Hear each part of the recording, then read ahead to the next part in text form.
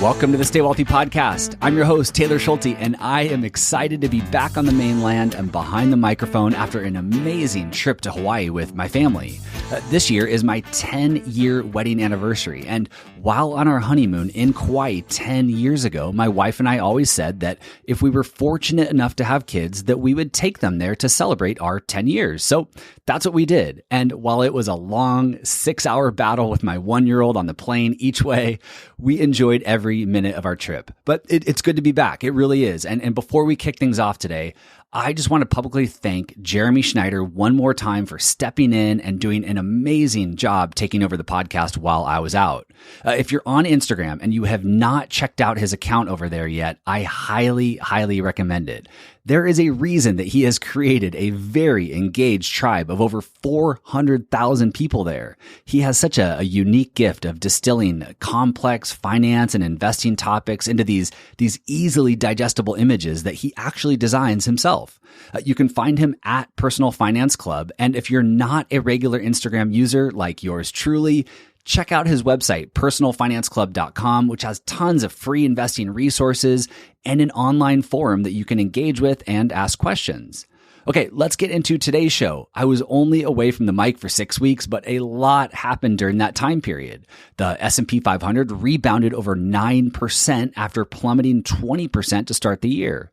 The Fed announced another 75 basis point interest rate hike. The definition of a recession is, I guess, now up for debate. And of course, the elephant in the room, inflation in June jumped to 9.1%, setting a new 40-year high. While inflation continues to be the hot topic, today I want to talk about the case for and the risk of deflation. So specifically, I'm going to cover what deflation is, how deflation impacts our economy, and why it's a risk that we should be considering.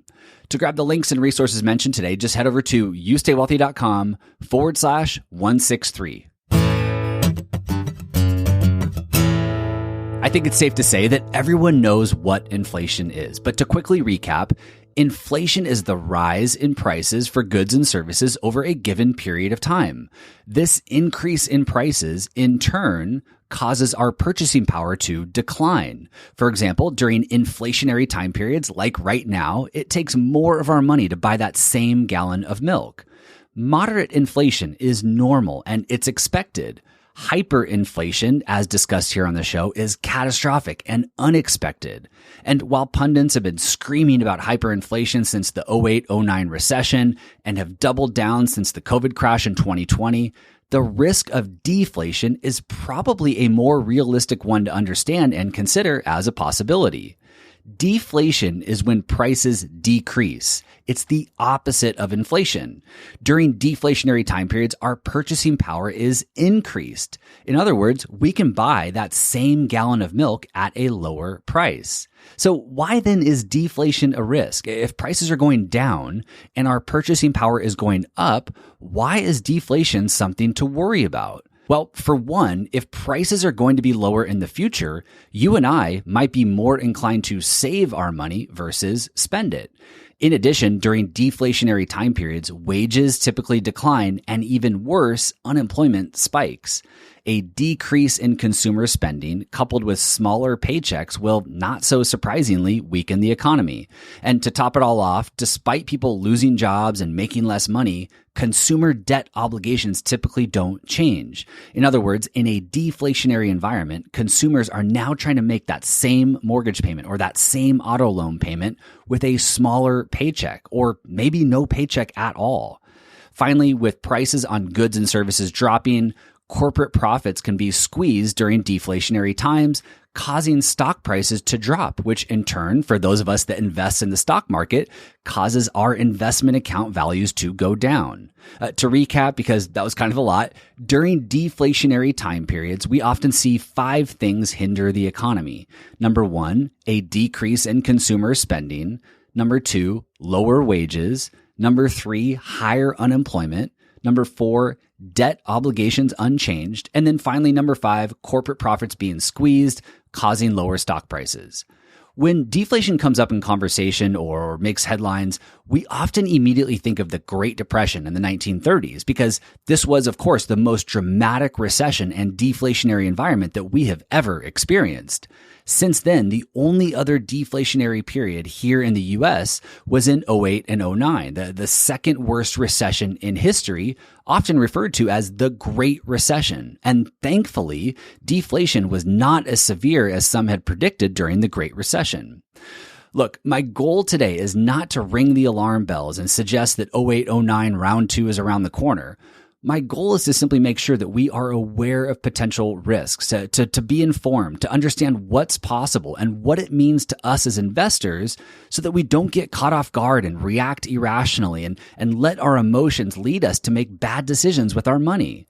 When everyone is looking left, we might want to look right. Inflation is getting all of the attention right now.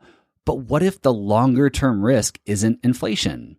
You might recall episode 152 when I talked briefly about Stoic philosophy, and I shared a quote from Ryan Holiday that said, "The only guarantee ever is that things will go wrong. The only thing we can use to mitigate this is anticipation, because the only variable we control completely is ourselves."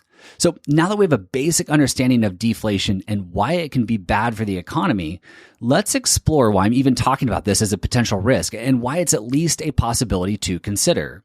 Some of the commonly referenced reasons that you might come across for considering deflation as a possibility include COVID-related shutdowns moderating, supply chains improving, 2 quarters of negative GDP growth and the likelihood of fiscal drag on the economy continuing.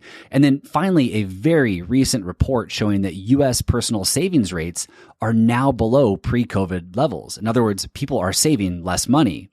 But there might be a bigger reason for considering deflation as a possibility, and that is the housing market. As we all know too well, housing has a major impact on the U.S. economy.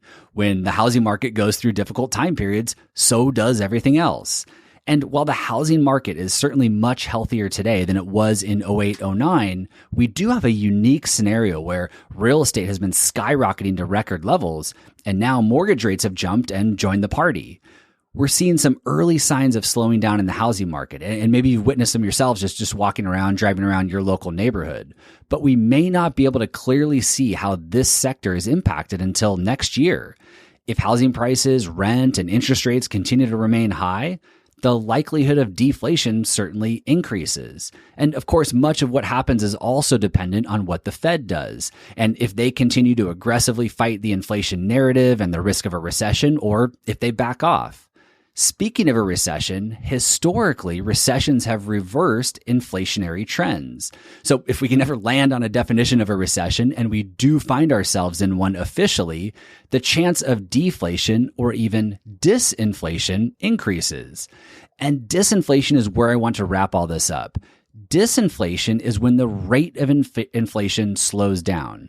For example, if the rate of inflation goes from 9% to 5%, well, prices are still increasing, but at a slower rate. And many of us are very familiar with disinflation because it's largely what we experienced from 1980 to 2015. As you might imagine, in today's current environment, disinflation would be positive because a certain degree of inflation is healthy and normal for an economy. And we know now that deflation can do some serious damage. So slowing the rate of inflation, i.e. disinflation, would be much more appealing than the rate of inflation going below zero, i.e. deflation. The good news is that we don't have to wait very long to get an inflation update. Tomorrow, Wednesday, August 10th, we will be presented with the CPI report for the month of July. And speaking of these monthly reports, someone recently posed a good question, which was, why don't we have access to daily inflation readings? And why do we have to wait an entire month to get this backwards-looking information? My good friend Colin Roche chimed in and shared that there are, in fact, a handful of companies that do sell daily inflation data, but it's very expensive. And he also noted that he's not sure how helpful it really is, since a lot of the important prices that impact CPI, like rents, don't change very often. So daily inflation data just might not be all that useful as monthly. Okay, lastly, 2 important things before we part ways today. Number 1, high, prolonged inflation is certainly still possible. I don't want to dismiss that. My goal today was simply to bring a different topic to the surface for us to intellectually explore and be aware of as a potential risk. If the war in Ukraine and Taiwan worsens, if supply chain issues continue, etc., high inflation could very well continue. Number two, oftentimes we feel compelled to do something, to take action, especially when we learn of new potential threats. And for that reason, I was tempted to discuss how to invest during deflationary time periods or how to protect your portfolio. But I just didn't think it would be that constructive. As always, your financial plan, your needs, your goals, those should drive your investment decisions, not the possibility of an event that we have zero control over. To grab the links and resources for today's episode, just head over to youstaywealthy.com/163. If you have any questions, comments, or ideas for future episodes, please shoot me an email at podcast@youstaywealthy.com. I'm really excited to be back, and I have some great content lined up for you for the rest of the month and beyond.